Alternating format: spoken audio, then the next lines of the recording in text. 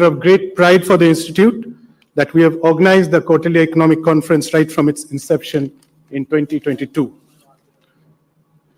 This year's theme, Seeking Prosperity in Turbulent Times, could not be more timely, as the world navigates complex challenges of economic resilience, climate change, demographic transitions, and shifting global alliances. We are honored to have with us leading policymakers, central bankers, academics, business leaders, and development practitioners from across Asia, Europe, and the Americas, Australia, to help us make sense of these changes.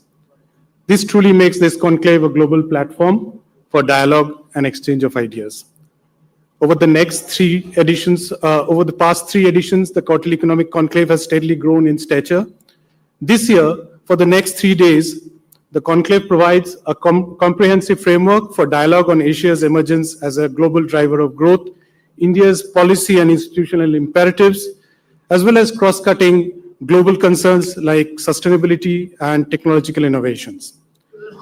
The program includes 11 plenary sessions, 14 interactive sessions, 2 breakfast sessions, 4 luncheon sessions, and 1 book release function. A special thrust of this year's KEC was on Asia, and you'll find multiple plenaries and interactive sessions on that session this year. I'm confident that the deliberations here will not only enrich academic and policy discourse, but also contribute meaningfully to the way forward for our economies and society. I look forward to engaging discussions in the sessions ahead. Thank you, and once again, welcome to KEC 2025.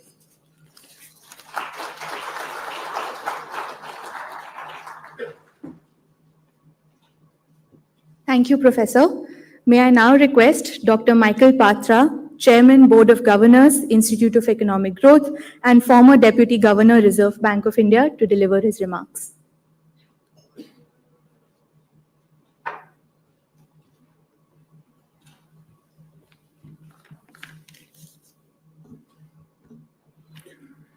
I join Mr. N.K. Singh, President of the Board of Trustees, Institute of Economic Growth, or IEG, and Professor Shobhasachi Kaur, Director, IEG, in welcoming all distinguished participants to the 2025 Quarterly Conclave.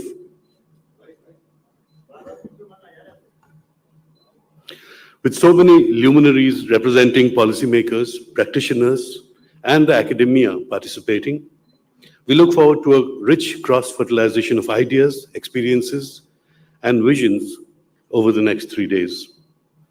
The conclave, or KEC as the acronym goes, is setting out a young but distinct tradition, which we hope will flower into a legacy for the future. Its journey is marked by milestones that are underpinned by the themes chosen each year. A certain continuity runs like a common thread through specific nuances and flavors that embellish every year's conclave to reflect contemporaneous developments. Beginning 2022, the KEC addressed the way forward for a global economy recovering from the pandemic and breaking out of the confining restrictions associated with it. Its theme, Redefining the Future, sought to capture that spirit. The KEC moved on in 2023 to deliberate on the impact of geopolitical strife and fragmentation of the global economy and the implications for global governance. Accordingly, Navigating a World on Fire was adopted as its leitmotif. Last year, the conclave was shaped by the theme, The Indian Era, dwell upon India's contributions to the global agenda, particularly in areas like green energy, technology, and trade reform. Alongside, the KEC endeavored to showcase India's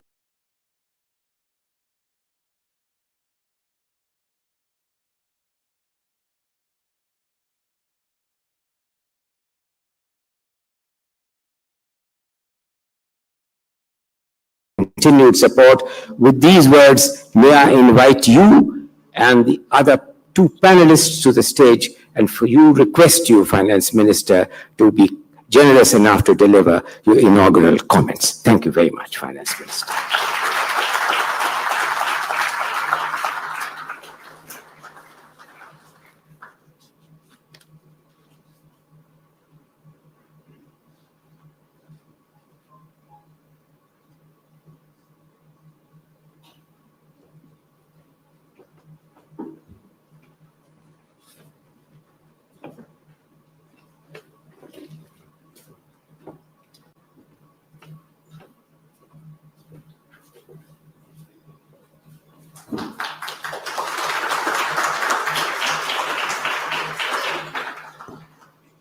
Minister, can I request you to begin your inaugural comments or observations as you choose to reckon?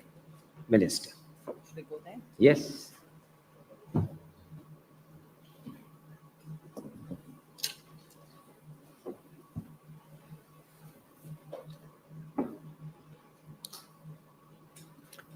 Good morning and welcome to this fourth edition in which the Institute of Economic Growth and the Ministry of Finance are together holding the fourth edition.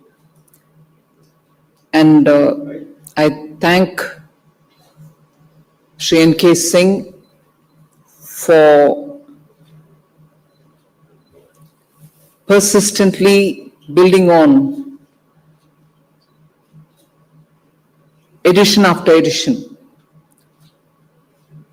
The gathering and the domain of experts with whom he gets in touch and brings them over has absolutely meaningful participation, and the outcomes have always been very useful for all of us to see where our next steps should lie.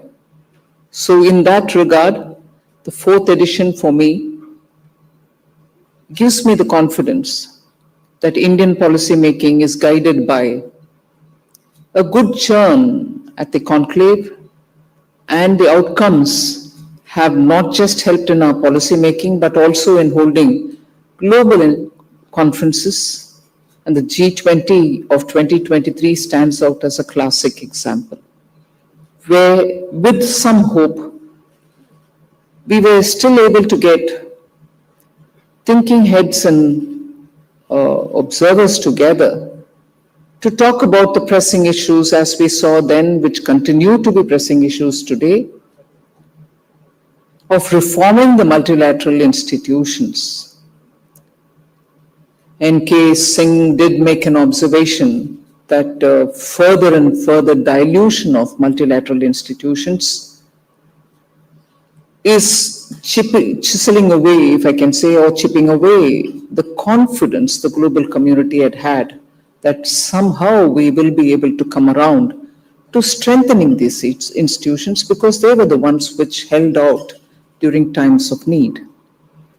However, with these thoughts at the back of our minds, let me formally give my thoughts here, which largely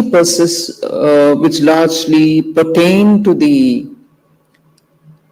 global situation which a country like India, aspiring to take a twin-track approach to this seeking of prosperity, which has been long denied to us.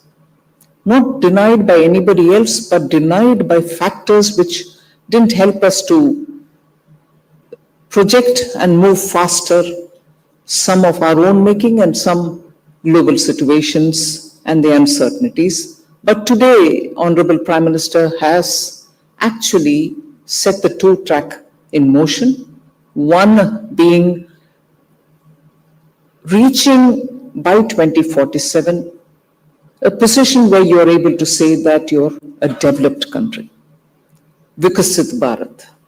If that is one of the track, the other track is how do you reach that unless you are Atmanirbhar, unless you're self-reliant. Largely, it does not for a moment mean that we want to shut our economy and make ourselves look inward. So if the twin track is ready before us, and we will have to not go on a speed which in terms of numbers at 4, at 5, at 5.5 of GDP, but reach 8% of GDP is the one which can give us the speed to reach the destination by 2047. So with that as a background largely, I'd like to say that it gives me great pleasure to be here among such an esteemed gathering. And I'd like to extend my congratulations to N.K. Singh, the President of Institute of Economic Growth, and Dr. Sabyasachi Khar Director of the Institute of Economic Growth, for convening the 4th edition of the Kautilya Economic Conclave. We are in an era of unprecedented global uncertainty and volatility. This conclave provides an invaluable opportunity to bring together distinguished economists and policymakers, sharing ideas and engaging in meaningful discussions to solve critical common challenges, which most nations face. Is absolutely a responsibility that this gathering cannot shirk away. The theme before us, seeking prosperity in troubled times or turbulent times, mirrors the aspirations of each one of the nations and the world as a whole who are looking to get out of this uncertainty. So we gather at a time when the very foundation of the global order are shifting beneath our feet. The world that emerged after the end of the Cold War, which led to the expansion of globalization, open markets, and the pursuit of multilateral cooperation, now appears to be a relic of the past. For 3 decades, a contested equilibrium allowed nations to pursue prosperity through integration and interdependence. That equilibrium has inevitably been upended, and the rules of international engagement are being rewritten, stating that the present is turbulent in some sense would be an understatement. The scale of the challenge which is in our hand is rather too big. So we will be understating the scale of the challenge at hand. What we face is not a temporary disruption, but a structural transformation. The question, therefore, is, and this is something on which I will request the gathering to ponder and come out with some answers, because none of what I'm going to say are answers to the problem which are in our hand. But problem exists and we'll have to find solutions. So the question is, what lies on the other side of this transformation? If indeed this uncertainty, if indeed this not temporary disruption, but indeed the uncertainty is a structural transformation. And I would like to put it in that, in those words. And if indeed it is structural transformation, what lies in the other side? What will the new equilibrium look like? And who will shape it? And on what terms will it be shaped? These questions are not easily answered, as this equation has to be taking into consideration very many variables, not just a few, but many variables. Shifts that once transpired over decades are now condensed into months or even weeks. And tangled with these are the policymakers, wrestling with unforeseen challenges, searching for an equilibrium. So, by definition, epochal historical turning points do not come around every year. That's why they're epochal. For most of us, in our lifetime, the arc of history never bends. It is linear. We only see the upward slope. That is why we sometimes make the mistake of only seeing the upward slope, of projecting history linearly. This is also why confidence in continuing with the confidence in continuity has rapidly waned as we experience the arc of history bending now, giving way to pervasive doubt. The global economy itself reflects this. And how? Low investment, high cost of capital, volatile energy prices, and the ever-present tension between growth, stability, and sustainability. For decades, many Asian nations absorbed the material gains of globalization without adopting the same political values that represented or underpinned the Western society. Today, they assert alternative models of growth and governance, drawing on their civilizational continuities. Their emergence questions the assumption of the Western liberal values are the only path to economic success. These nations have become central pillars of the global order in economic, political, and technological terms. The absolute dominance once enjoyed by a hegemon is now contested. In this context, therefore, India's rise as a stabilizing force is neither accidental nor transient. Instead, it results from a powerful combination of various factors.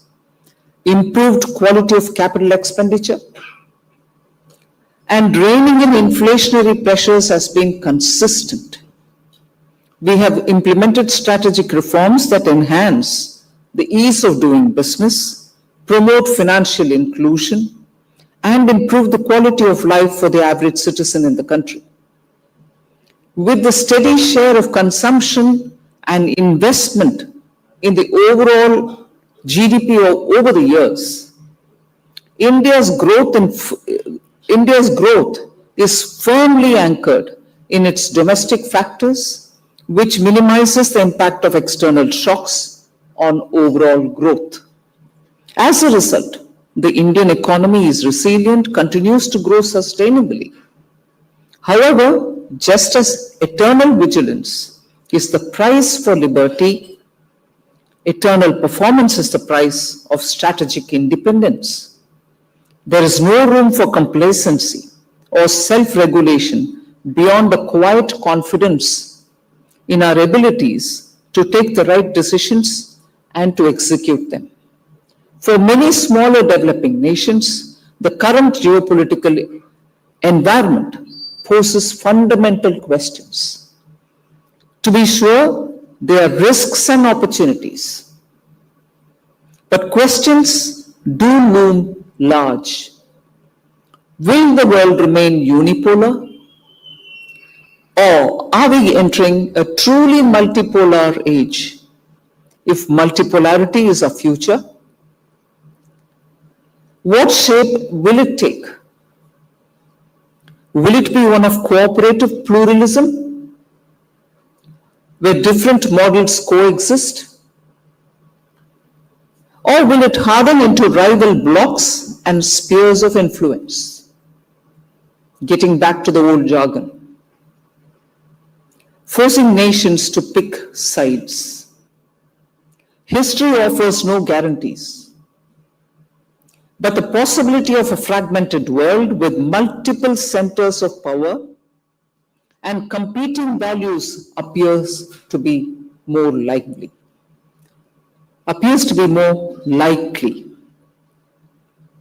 So the trade-offs and imbalances, we need to spend a minute on that. So the questions that we asked are not abstract. They directly impact lives of our citizens. For nations still climbing the development ladder, the trade-offs are particularly acute. Between energy transition and energy security, between the imperative of growth and the urgency of sustainability. So these are questions which are hitting the common man's lives. Between the drive for innovation and the realities of the labor markets, rich with young populations, between attracting capital and the burden of high borrowing costs, between the demands of productive investments and the temptation of financialization, These trade-offs define our options. They're not easily resolved, yet they cannot be ignored. These trade-offs are accentuated in a world with trends desiring and with trends towards de-risking, decoupling, and hence slowing globalization. Globalization, economic integration, and immigration are not natural states of affairs. They can unravel under pressure as they have in the past. Today, we find ourselves in a shifting global landscape that resembles a zero-sum approach in part, a consequence of the failures and limitations of the era of globalization that preceded it. So overlaying these in a world of profound imbalances, trade imbalances have hollowed out industries in some nations while creating overcapacity in others. Financial imbalances have concentrated wealth in speculative sectors while depriving the real economy of investment. Energy imbalances have made some societies chronically dependent on costly imports, even as others subsidize their industries with cheap carbon-intensive power. Net zero commitments pursued with regard to trade-offs risk driving up costs for developing economies while constraining their growth. These imbalances have become structural features of our world, distorting incentives, fueling political discontent, and so on.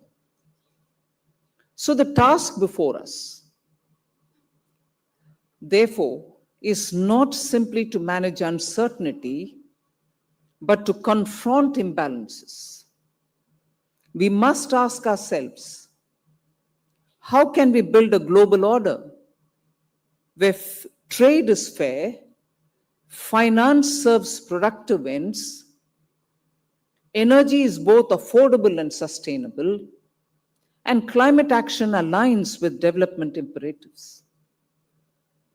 How can international institutions be reformed to reflect today's realities rather than yesterday's hierarchies?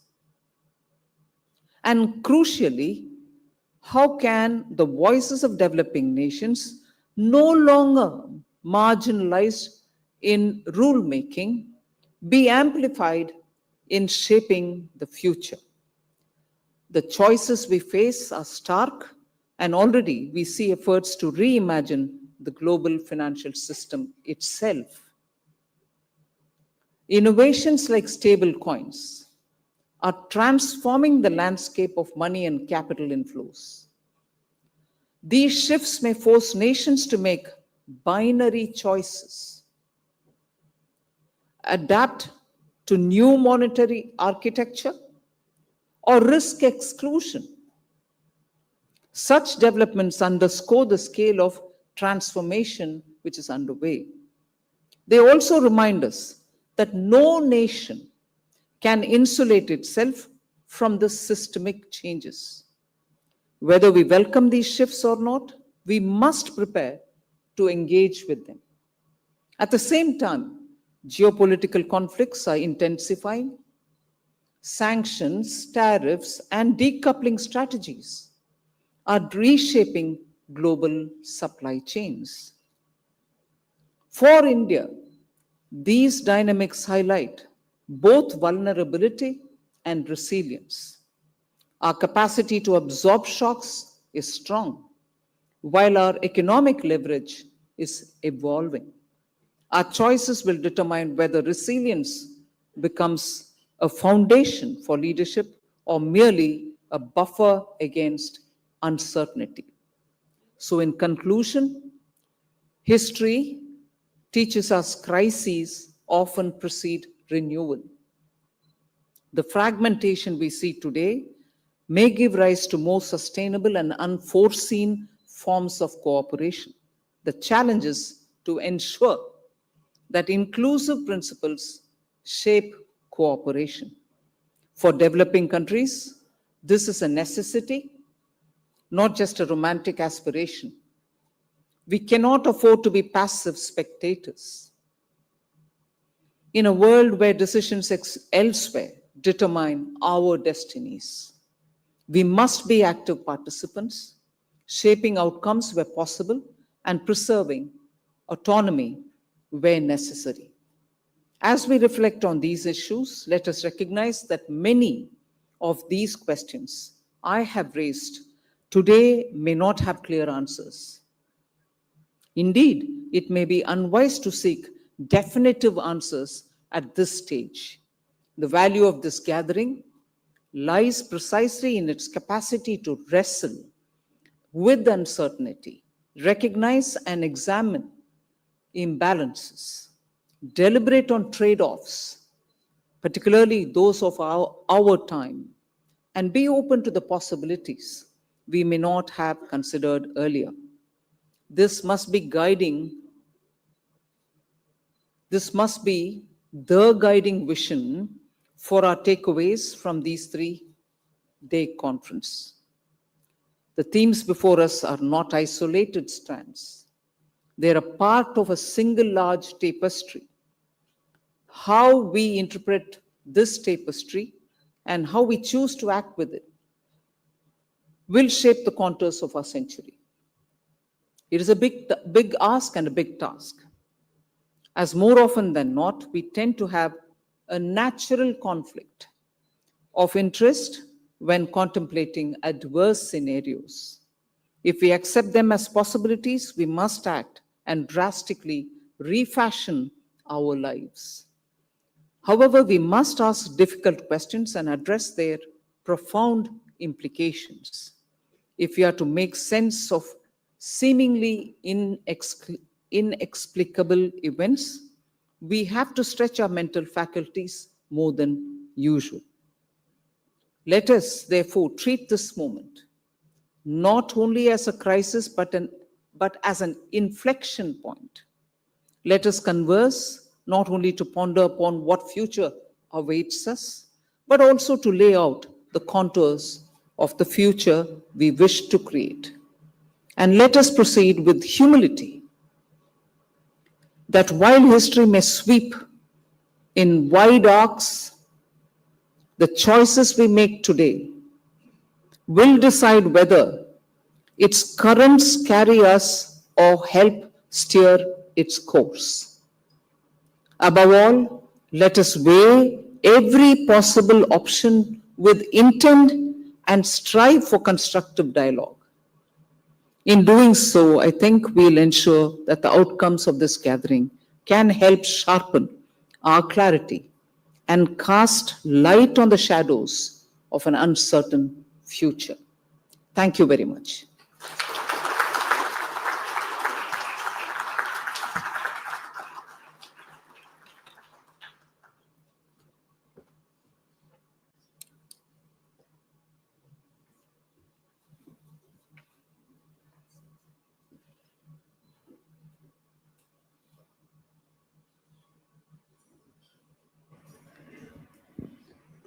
Thank you, Finance Minister, for that outstanding address, a global sweep of the past, the contemporary challenges, and seeking some credible responses from not only the two very distinguished panelists which have joined us on the stage, but to all of us who have gathered here in seeking to find credible responses to these far-reaching questions on a broad sweep of history, which you have posed before us. With this, can I request the first panelist, Mari Pangestu, the Special Advisor for International Trade and Multilateral Cooperation to the President of Indonesia, and the Distinguished Visiting Fellow of the Peterson Institute of International Economics, Professor of Economics at the University of Indonesia, to make some observation. Mari.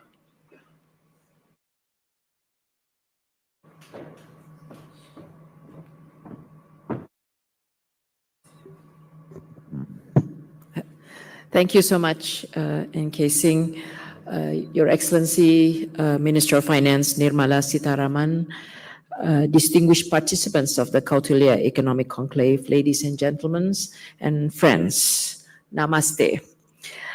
I am really honored to be here once again at the Kautilya Economic Conclave, an event that I look forward to every year because it is a very important gathering of top thought leaders and policymakers from India as well as internationally. And I think you could have not chosen a better theme of seeking prosperity in turbulent times to really capture our shared challenges as well as opportunities. I think all of us have a good understanding of what these turbulent times means. And I think the minister's speech already really described what we are experiencing. And what we are experiencing is unprecedented. Unprecedented, or more than usual, in the words of the minister, of external uncertainty. I think it's the most heightened in recent living memory. And at the same time, I would add that each of us, our countries, are also experiencing various and different domestic constraints, whether economic, social, or political. So how should us, Asia, including my region, Southeast Asia, and India, respond to ensure that we can travel on the path to prosperity?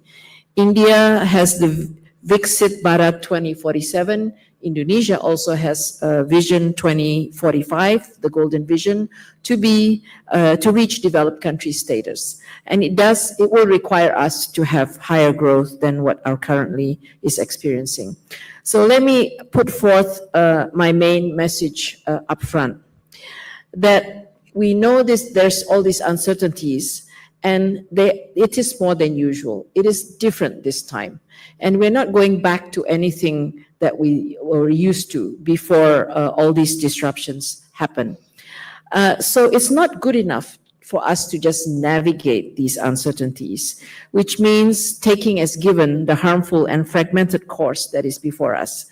We can't afford to sit on the sidelines, as Minister Nirmala already mentioned. We all need to do more together. The path to prosperity is about how we must build our domestic and regional resilience and chart the alternative course of this disrupted order and take the agency role for ourselves domestically, for our region, and for maintaining the needed reforms in the existing multilateral fora. So to me, this is really what I think Minister has already really emphasized, that we really need to contribute to what is going to be the new order, which is going to be important for our domestic and regional resilience, and of course for our path to prosperity.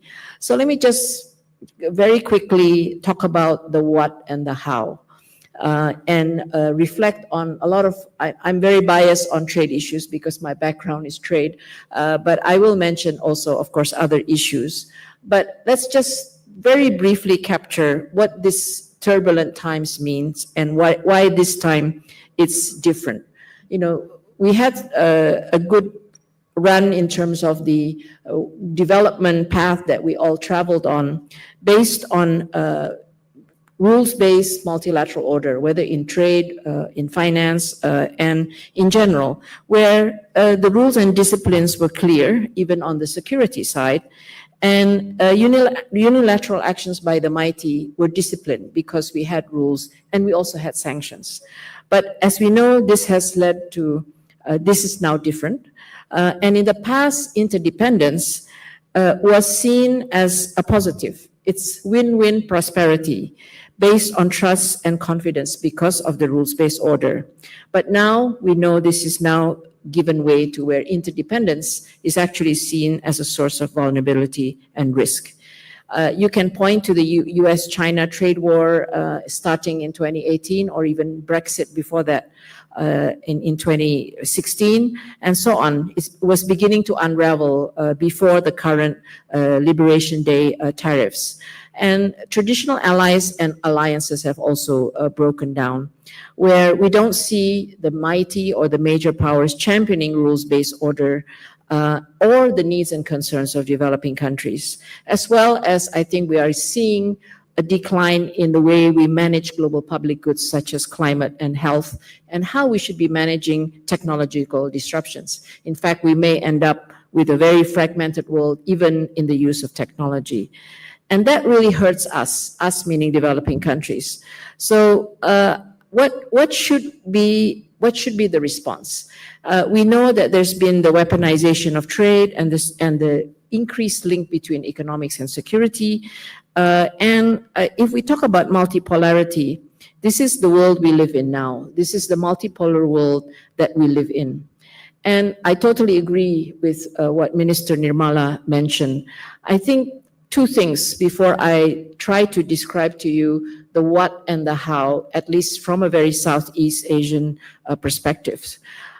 In terms of principles, I think if you talk about domestic resilience and we want to achieve higher growth than before, I think the traditional recipe, which we always go back to, and I still think it's relevant, obviously fiscal and monetary policy, whether they have to be in tandem or whether their role in counter-cyclical approaches. But within that, I think we need to be very cognizant of the need for addressing the social and economic issues within that. In other words, what we are seeing as part of the new reality, externally as well as internally, is that post-COVID, and actually the slowdown started post-global financial crisis, we all know that there's been a general slowdown of the global economy, and many countries have not recovered fully from COVID, leading to slower growth and slower growth trajectory. It's certainly true in my country, where we are growing at much lower growth than pre-COVID, even though we are still growing. It's a much slower growth path, and it's creating less jobs. And this is really what is a source of concern.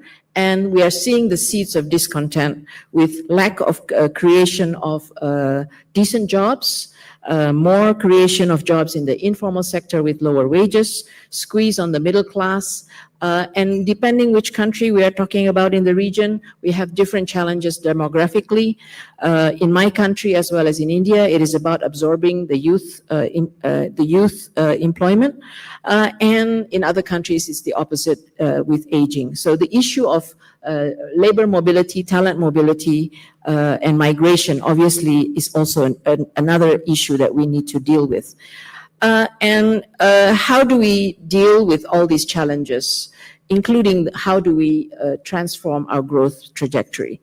And we are not alone. I think Minister Nirmala used the word, we need to be self-reliant. I think what we need to be is domestically resilient. And that is not just about growth, about creating growth in the usual way that we had done in the past. Trade is very important, investment is very important, but we need to do it in a way which is sustainable and creating decent jobs.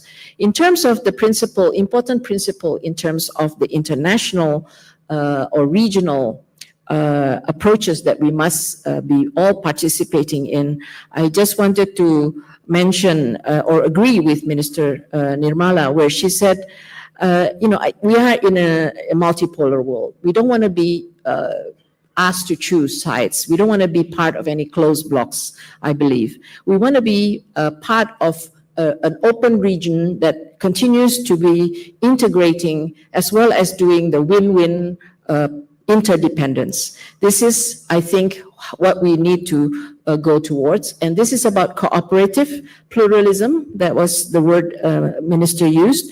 And how do we come up with the regional platforms and the way we engage with each other that builds back the confidence and trust and the rules base that allows us to continue to integrate and be interdependent, but do it in a way which is not going to end up being fragmented. So just a couple of ideas around those principles. If I just three points, if I may, just very briefly. In the short term, we need to respond to the very unusual circumstances we are all facing with the US.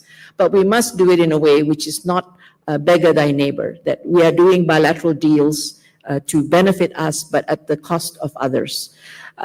We are trying to do that within ASEAN, because even though the tariffs that have come out have not looked like very damaging, the longer term uncertainties are great, because you are just talking about tariffs. We haven't even touched all the issues about economic security that are looming. Second, we have to also deal with China within the short term, the second order effect of trade diversion, and what is the term of excess capacity. In the medium term, we must craft our own path. The alternative path is not to let whatever is happening be the given. We need to be the given, be the regional order, and that will benefit us. We need to play an agency role in terms of the regional integration, strengthening our regional cooperation and platforms, as well as our role in international platforms, whether it's the WTO, the IMF, the World Bank, or the G20. The voices of the developing countries and our concerns need to be reflected, not to mention our own South-South platforms, such as the BRICS. Thank you, Mary. Thank you for those observations. I have now great pleasure in requesting Professor Larry Kramer, President and Vice Chancellor of the London School of Economics and Political Science, to make some comments. Larry. Thank you. There we go. Am I on? Yes. Thank you. And it is an honor to be here and an honor to be on the same panel as you, Minister of Finance and NK and Murray. I will try to keep my comments relatively brief. And I want to start in a kind of peculiar way. I woke up this morning and on the plane over, I watched an old high school romantic comedy, which I loved when I was a kid. And you know, it does make me think in a way, all of life turns out to be a kind of high school romantic comedy. Not always romantic, but at least a high school comedy of sorts. And our roles never change in a way. So I was thinking the United States these days looks more like the short-sighted dumb bully in the movie, who thinks that just by bullying everybody without building any kind of relationship, you can get ahead. And Russia looks like the kid who goes out there provoking everybody else, you know, and so on. So when I think about it that way, there actually is a unique role for India, which is the kind of smart kid who stays out of the big fights and makes things happen by building his own capacity, and shows up at the end of the movie and everybody claps always to see them. And although that may seem like a joke, I think there's a lot of truth to it if you think about where we are. So it's impossible to say what the new international order is going to look like. The current one is clearly falling apart. It's not going to be rebuilt. But it does seem to me, whatever form it takes, there is an opportunity for India to strengthen itself enormously within it, and basically by taking the large approach of managing the external pressures and uncertainties just for internal ends and keeping its focus there. And India is in, I think, from what I can tell, a unique position of having an enormous opportunity to do just that, to actually be a lot less dependent on what's going on in the rest of the world without being oblivious to it and without being disconnected from it, but to really manage those trends while focusing on all of the internal strengths, which are the real opportunities for growth. So the script that you might think about for India to achieve its growth, really ambitious growth goals over the next 30 years, it's not really a new script. So it's really just a question of staying focused on some fundamentals that we all know will achieve this. So increasing investment, obviously, is the chief goal. I think the numbers show that India is now at around 25 to 30% investment in GDP, and needs to get to somewhere between 35 and 40%. And that ought to be doable. That would need to be a mix of public and private domestic, but would want it to be mostly domestic investment. Anyway, there is a need for some more foreign investment. Currently, it's around 1%, and the idea would be to get it to 4 to 6%. So that's a very conventional goal. What do we need to do to encourage investment within the country? Thinking mostly about with domestic investment. The places in which to do it seem to me rather clear. Again, the country is in a unique place with respect to certain key sectors going forward that are service sectors for the most part, but artificial intelligence, health, information and communication technology are all places where the country seems poised to really make enormous leaps forward. And then the necessity to lay the groundwork for all that is consistent with the investment thesis, basically to invest in infrastructure inside the country, digital infrastructure, electrification, transportation, and to do that in a way that is consistent with climate goals. I actually don't think there's as much pressure on trade-offs for investing towards climate goals as you build the internal infrastructure. We already know that many or most of the new forms of energy are in fact cheaper. There are some short-term investments, but keeping an eye on the medium to long run, those kinds of investments will almost certainly more than pay off. And then lastly, or last two pieces is just to continue to invest in the growing workforce in the form of education, health, and getting more women into the workforce. The last piece is to invest in reforms that will encourage investors by making the likelihood of returns more secure. I think the heart of that, which I'm on a panel later today that we will talk about, is legal reform, so that investors, whether domestic or foreign, will feel more certainty about bringing their money into the country because there'll be more certainty that they'll get out of it what they expect, and reforms to the bureaucracy. So all of that, I think, is a relatively straightforward script of a type that has been used in other countries and in this country as well to generate growth, and all of which I think can be managed within the turbulence that we're seeing in the international world, so long as one doesn't get drawn in ways that are distracting from it. Let me stop there. Well, I think that we have certainly overshot the time, but nonetheless, the finance minister is generous enough to say that perhaps two very short, quick questions, one perhaps from the right-hand side. Jean-Claude, would you want to ask any question?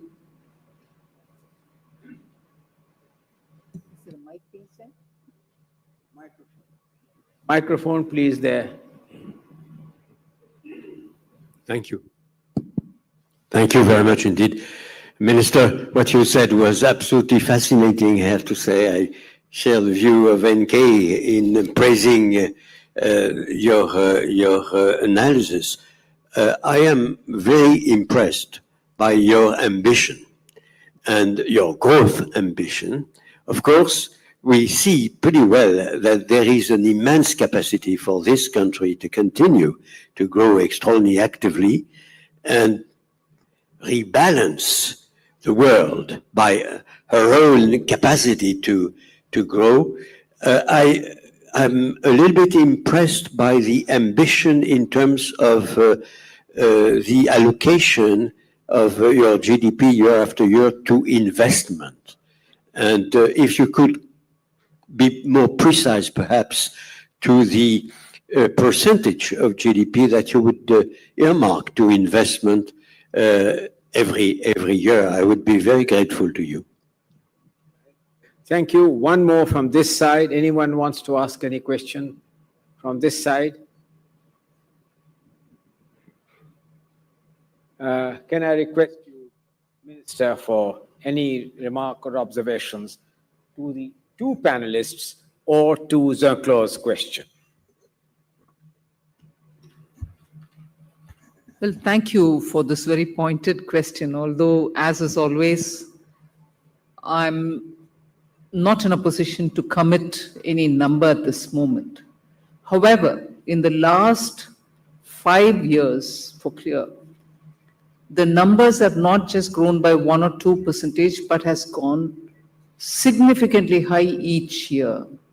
So the commitment for public expenditure or capital expenditure through public finance or money given by the government for creating infrastructure or expenditure for creating assets has only grown rather than even plateaued.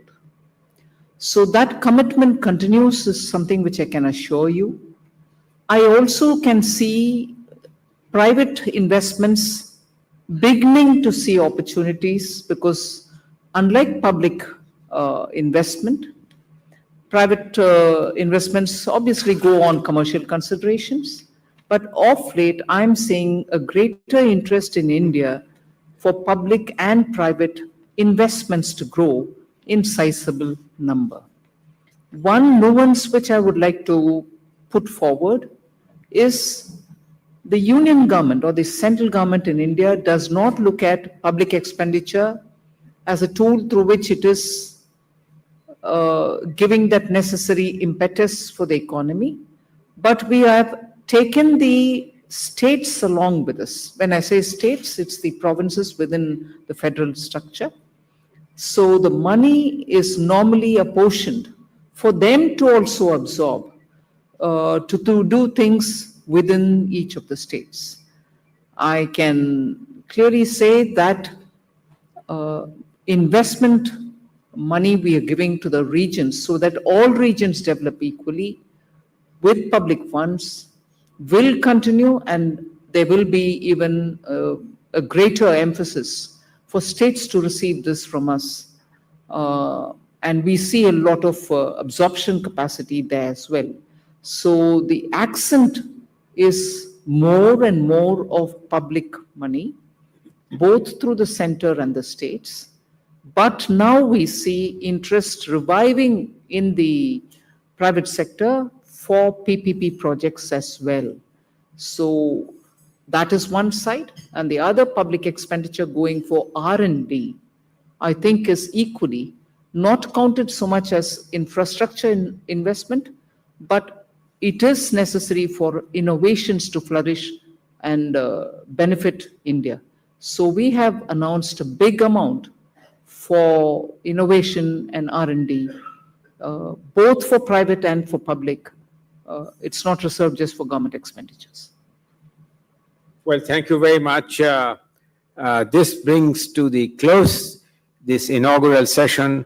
It's my great pleasure to thank the two panelists and to, of course, thank the Honorable Finance Minister for having generously spared so much of her time for the far-reaching address, and also addressed a question, a complex question, which was asked from Jean-Claude Trichet.